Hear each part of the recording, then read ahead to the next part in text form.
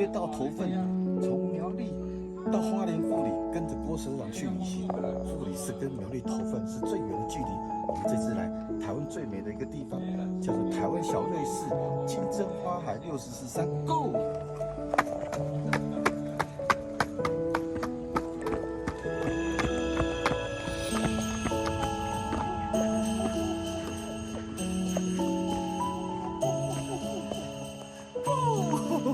哦，看来这一趟路从花莲开过来4个小时，你看，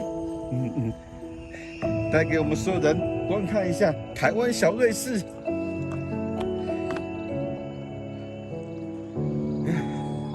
跟着郭所长的眼睛来看尽我们台湾之美，美吧？来，望远镜借你，进来观看。